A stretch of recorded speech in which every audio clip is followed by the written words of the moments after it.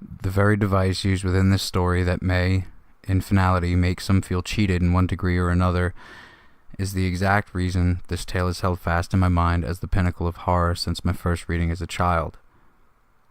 The reason that when I revisited this story as an adult, it forced my imagination to revert back to the same state as the lonely young boy who had stumbled across a tome of the author's writings in the school's unimpressive library. The feeling of desolate isolation the words within forced upon me.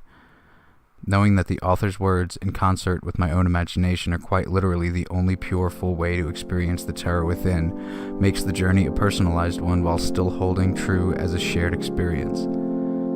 It taught me one of the utmost important lessons I would ever learn.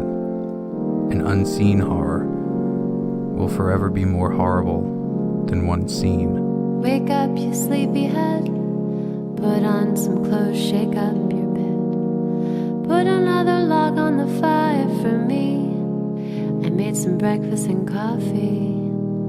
Look out my window, what do I see? Crack in the sky and a hand reaching down to me. All the nightmares came today, and it looks as though they're here to stay. What are we coming to? No room for me, no fun for you.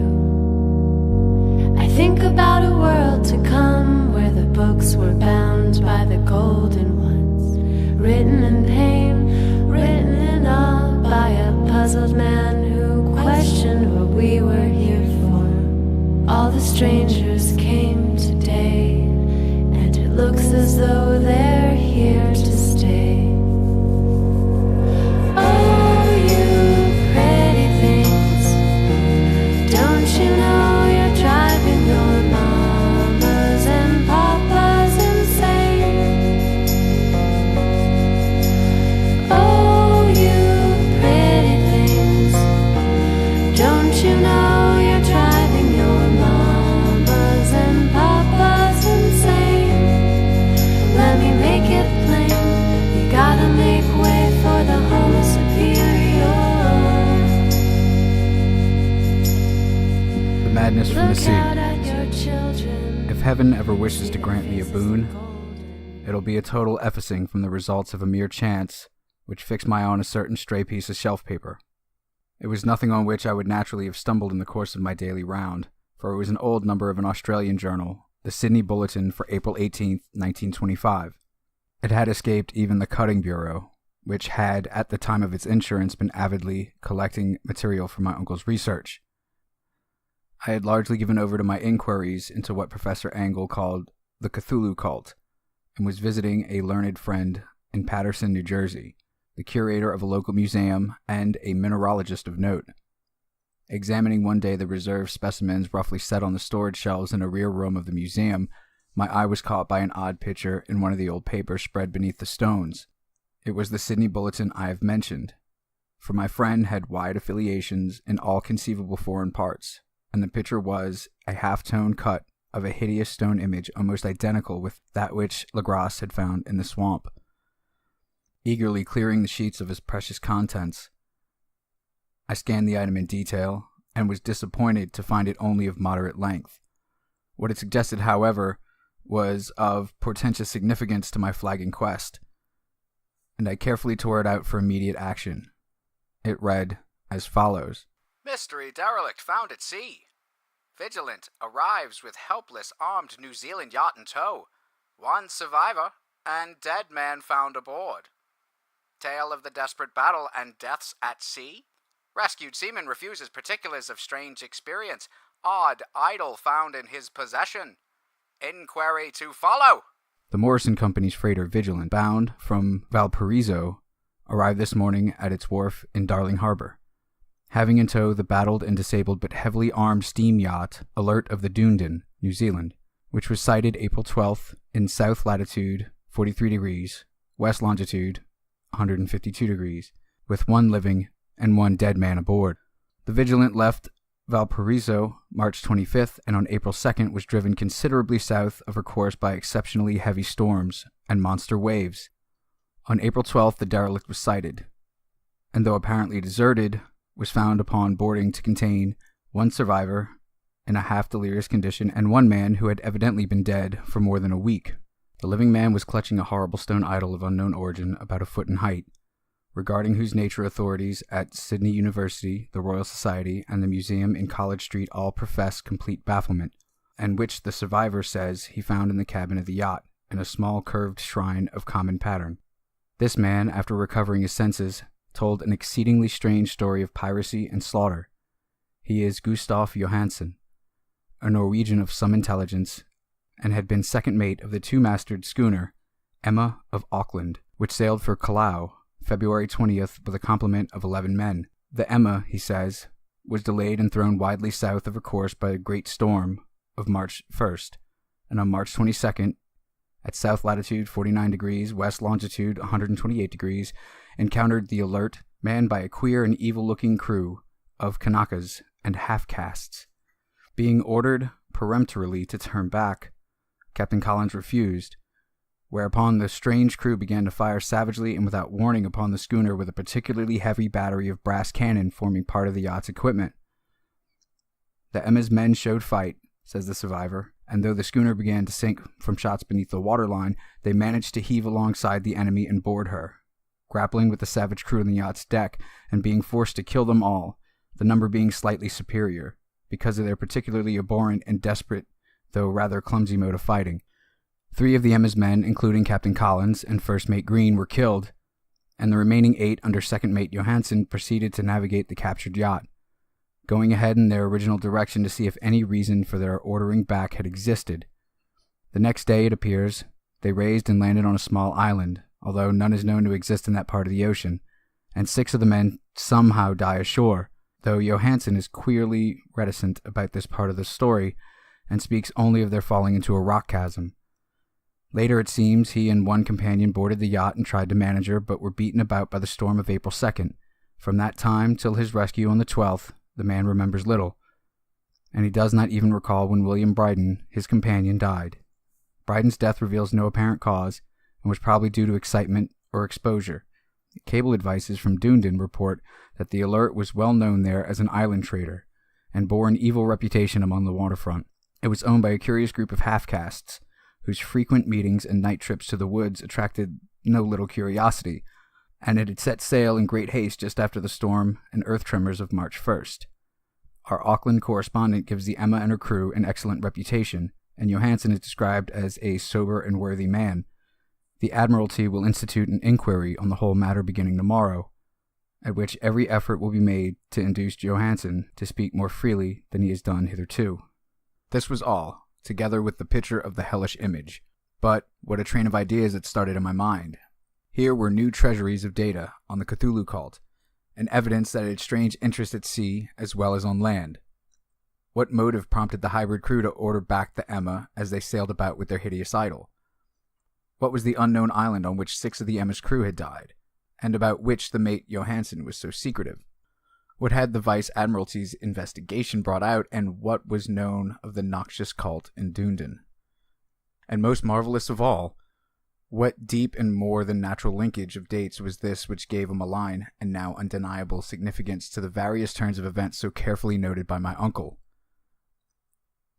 March 1st, or February 28th according to the international dateline, the earthquake and storm had come.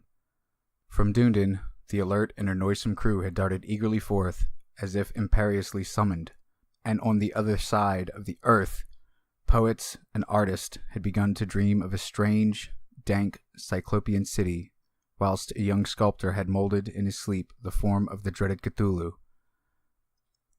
March 23rd, the crew of the Emma landed on an unknown island and left 6 men dead, and on that date, the dreams of sensitive men assumed a heightened vividness, and darkened with a dread of a giant monster's malign pursuit.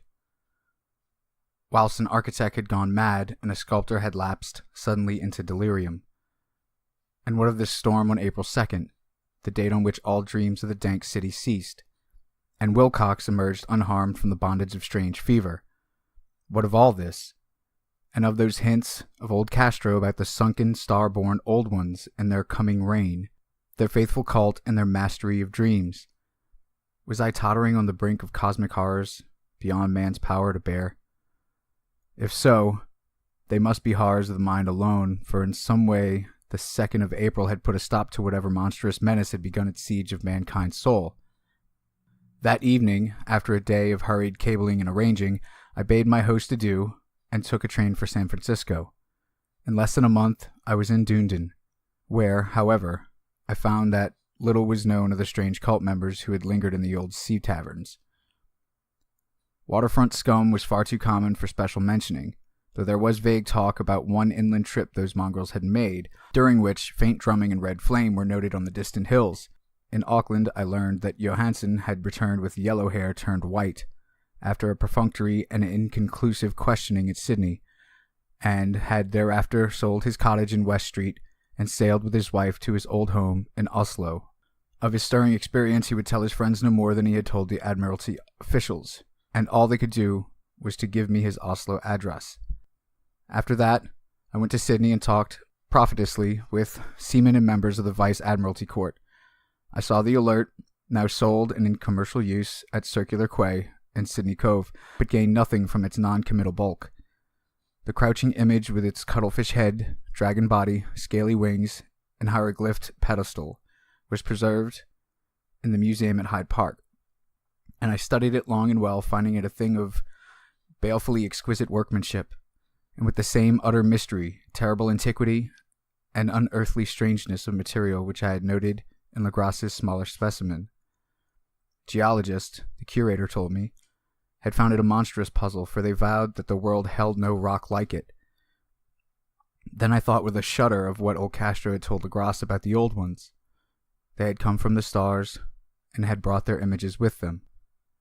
Shaken with such a mental revolution as I had never known before, I now resolved to visit mate Johansen in Oslo. Sailing for London, I re-embarked at once for the Norwegian capital, and one autumn day landed at the trim wharfs in the shadow of Edgeburg. Johansen's address, I discovered, lay in the old town of King Harald Hardrada, which kept alive the name of Oslo during all the centuries that the greater city masqueraded as Christiania. I made the brief trip by taxicab and knocked with palpitant heart at the door of a neat and ancient building with plastered front. A sad-faced woman in black answered my summons, and I was stung with disappointment when she told me in halting English that Gustav Johansen was no more. He had not long survived his return, said his wife, for the doings at sea in 1925 had broken him. He had told her no more than he told the public, but had left a long manuscript of technical matters, as he said, written in English, evidently in order to guard her from the peril of casual perusal. During a walk through a rough and narrow lane to the Gothenburg dock, a bundle of papers falling from an attic window had knocked him down.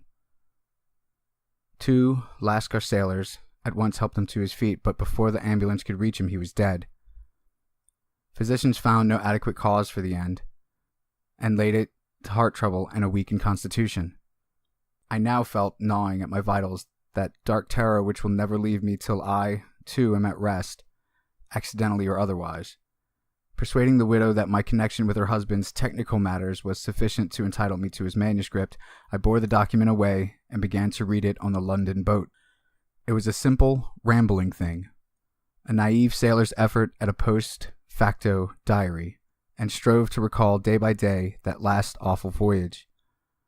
I cannot attempt to transcribe it verbatim in all its cloudiness and redundancy, but I will tell its just enough to show why the sound of the water against the vessel's sides became so unendurable to me that I stopped my ears with cotton. Johansen, thank God, did not know quite all, even though he saw the city and the thing. But I shall never sleep calmly again when I think of the horrors that lurk ceaselessly behind life and time and space, and of those unhallowed blasphemies from elder stars which dream beneath the sea, known and favored by a nightmare cult ready and eager to loose them upon the world whenever another earthquake shall heave their monstrous stone city again to the sun and air. Johansen's voyage had begun just as he told it to the Vice Admiralty. The Emma, in ballast, had cleared Auckland on February 20th, and had felt the full force of that earthquake-born tempest which must have heaved up from sea bottom, the horrors that filled men's dreams. Once more under control, the ship was making good progress when held up by the Alert on March 22nd, and I could feel the mate's regret as he wrote of her bombardment and sinking. Of the swarthy cult fiends on the Alert he speaks with significant horror.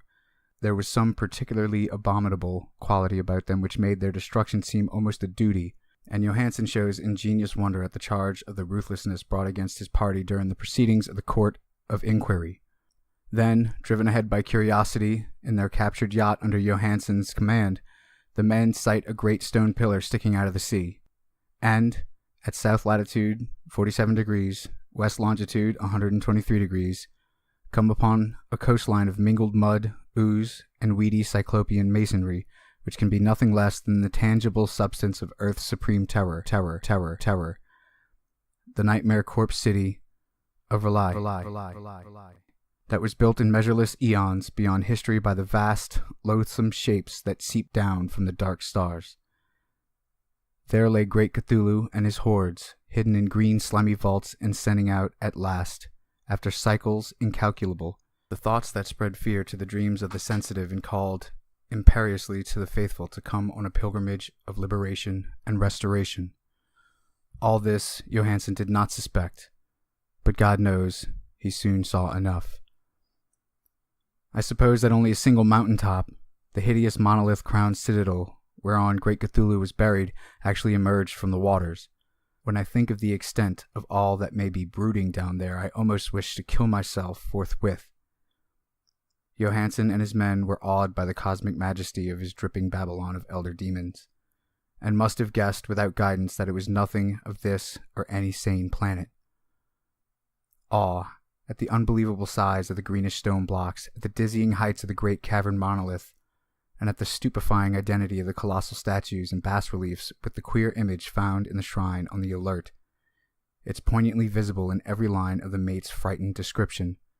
Without knowing what futurism is like, Johansen achieved something very close to it when he spoke of the city.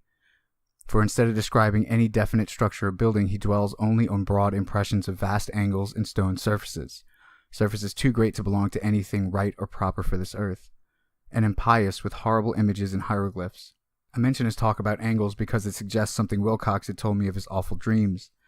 He said that the geometry of the dream place he saw was abnormal, non-Euclidean, and loathsomely redolent of spheres and dimensions apart from ours.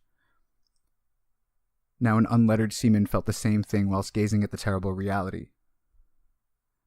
Johansen and his men landed at a sloping mud bank on this monstrous acropolis and clambered slipperily up and over titan oozy blocks, which could have been no mortal staircase. The very sun of heaven seemed distorted when viewed through the polarizing miasma, welling out from the sea-soaked perversion, and twisted menace and suspense lurked leeringly in those crazily elusive angles of cavern rock where a second glance showed concavity after the first showed convexity. Something very like fright had come over all the explorers before anything more definite than rock and ooze and weed was seen. Each would have fled had he not feared the scorn of the others, and it was only half-heartedly that they searched, vainly as it proved, for some portable souvenir to bear away. It was Rodriguez, the Portuguese, who climbed up the foot of the monolith and shouted of what he had found. The rest followed him, and looked curiously at the immense carved door with the now familiar squid dragon bas-relief. It was, Johansen said, like a great barn door, and they all felt that it was a door because of the ornate lintel, threshold, and jambs around it, though they could not decide whether it lay flat like a trap-door or slantwise like an outside cellar door. As Wilcox would have said, the geometry of the place was all wrong. One couldn't be sure that the sea and the ground were horizontal, hence the relative position of everything else seemed phantasmally variable. Bryden pushed at the stone in several places without result. Then Donovan felt over it delicately around the edge, pressing each point separately as he went. He climbed interminably along the grotesque stone molding. That is, one would call it climbing if the thing was not, after all, horizontal. And the men wondered how any door in the universe could be so vast. Then, very softly and slowly, the acre-great lintel began to give inward at the top, and they saw that it was balanced. Donovan slid, or somehow propelled himself down or along the jamb, and rejoined his fellows, and everyone watched the queer recession of the monstrously cavern portal. In this fantasy of prismatic distortion, it moved anomalously and in a diagonal way, so that all the rules of matter and perspective seemed upset. The aperture was black, with a darkness almost material. That tenebrousness was indeed a positive quality, for it obscured such parts of the inner walls as ought to have been revealed, and actually burst forth like smoke from its eon-long imprisonment, visibly darkening the sun as it slunk away into the shrunken and gibbous sky on flapping membranous wings. The odor rising from the newly opened depths was intolerable, and at length the quick-eared Hawkins thought he heard a nasty, slopping sound down there. Everyone listened, and everyone was listening still when it lumbered slobberingly into sight and gropingly squeezed its gelatinous green immensity through the black doorway into the tainted outside air of that poisoned city of madness. Poor Johansen's handwriting almost gave out when he wrote of this. Of the 6 men who never reached the ship, he thinks 2 perished of pure fright in that accursed instant. The thing cannot be described. There is no language for such abysms of shrieking and immemorial lunacy, such eldritch contradictions of all matter, force, and cosmic order. A mountain walked or stumbled. God, what wonder that across the earth a great architect went mad, and poor Wilcox raved with fever in that telepathic instant. The thing of the idols, the green, sticky spawn of the stars, had awakened to claim his own. The stars were right again, and what an age-old cult had failed to do by design, a band of innocent sailors had done by accident. After vigintillions of years, great Cthulhu was loose again, and ravening for delight. 3 men were swept up by the flabby claws before anybody turned. God rest them, if there be any rest in the universe. They were Donovan, Guerrera, and Angstrom. Parker slipped as the other 3 were plunging frenziedly over the endless vistas of green-crusted rock to the boat, and Johansen swears he was swallowed up by an angle of masonry which shouldn't have been there, an angle which was acute but behaved as if it were obtuse. So only Bryden and Johansen reached the boat and pulled desperately for the Alert as the mountainous monstrosity flopped down the slimy stones and hesitated, floundering at the edge of the water. Steam had not been suffered to go down entirely, despite the departure of all hands for shore, and it was the work of only a few moments of feverish rushing up and down between wheel and engines to get the Alert under way. Slowly, amidst the distorted horrors of that indescribable scene, she began to churn the lethal waters, whilst on the masonry of that carnal shore that was not of earth, the Titan thing from the stars, slavered and gibbered like Polypheme, cursing the fleeing ship of Odysseus. Then, bolder than the storied Cyclops, great Cthulhu slid greasily into the water and began to pursue with vast wave-raising strokes of cosmic potency. Bryden looked back and went mad, laughing shrilly as he kept on laughing at intervals till death found him one night in the cabin whilst Johansen was wandering deliriously. But Johansen had not given out yet. Knowing that the thing could surely overtake the Alert until steam was fully up, he resolved on a desperate chance, and setting the engine for full speed, ran lightning-like on deck and reversed the wheel.